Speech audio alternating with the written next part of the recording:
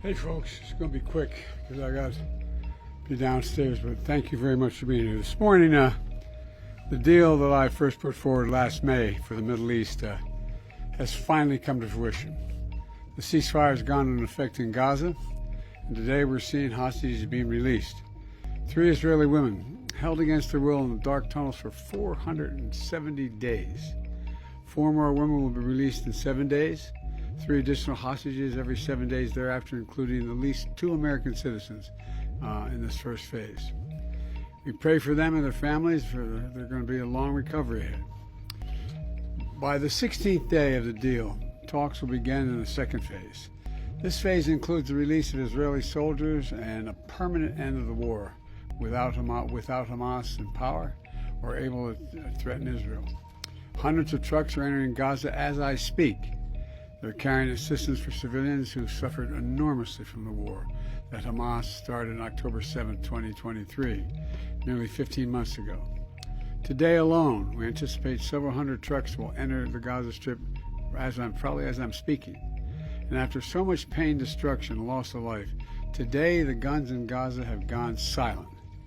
This was the deal that I outlined for the world back in May 31st. Many of you covered it at the time. It was endorsed overwhelmingly by folks around the world, including the UN Security Council, unanimously endorsed the deal, and developed in coordination with Egypt, Qatar, and Israel. I've worked in foreign policy for decades, and this is one of the toughest negotiations I've been part of. Many of you who followed these negotiations will attest that the road to this deal has been not easy at all, and a long road. But we've reached this point today because of the pressure Israel built on Hamas, backed by the United States.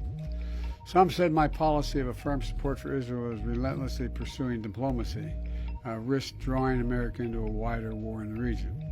I listened to those voices, many of whom I respected a great deal, but I concluded abandoning the course I was on would not have led us to the ceasefire we're seeing today. But instead, it would have risked a wider war in the region that so many feared. Now the region has been fundamentally transformed. Hamas's longtime leader, Sinwar, is dead. Hamas sponsors in the Middle East have been badly weakened by Israel, backed by the United States. Hezbollah, one of Hamas's biggest backers, was significantly weakened on the battlefield, and its leadership was destroyed. Even as we worked for diplomatic solutions in Lebanon, we provided ongoing assistance and support Israel's military campaign against Hezbollah, including its efforts to take out the terror infrastructure along the border between Israel and Lebanon. Israel's campaign was extremely successful, so much so that by the end of November, the United States had brokered a ceasefire in Lebanon. Hezbollah did what it said it would never do. It cut its deal and abandoned Hamas. And today, in Lebanon, there's finally a new president and prime minister, both of whom support a sovereign Lebanon without Hezbollah running the show or playing any part in it. The Assad regime next door in Syria is gone, removing Iran's ready access to Lebanon. Iran is in the weakest position in decades after the U.S. military helped defend Israel from Iranian missiles and supported Israel's military response inside Iran. Just look across the region. In Lebanon, there's an opportunity for a future free from the grip of Hezbollah. In Syria, a future free from the tyranny of Assad. For the Palestinian people, a credible path to a state of their own. And for the region and the future normalization and integration of Israel with all its Arab neighbors, including Saudi Arabia, with whom I've spoken with. You know, we've had many difficult days since Hamas began this terrible war. We've encountered roadblocks and setbacks, but we haven't given up. And a special thanks to my team, particularly Brett McGurk, who many of you know, who spent weeks and months working nonstop to reach this deal. Many of those weeks and months out of the country. Today's ceasefire in Gaza and the release of hostages is a result of a principled and effective policy that we presided over for months. And we got here without a wider war in the Middle East than many predicted. And now it falls on the next administration to help implement this deal.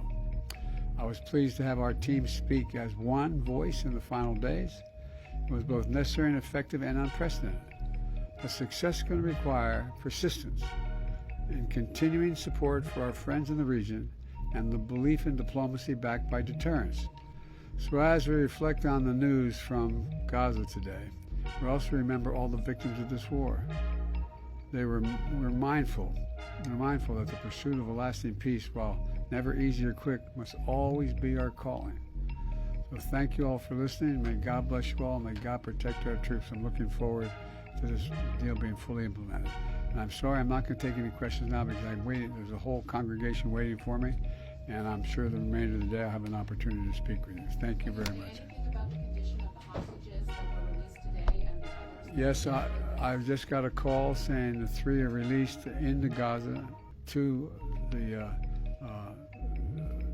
out of the hands of their captors, and they appear to be in good health, but it's early to tell. They may be across the border out of the Gaza Strip into Israel now. I'm not certain. Thank you.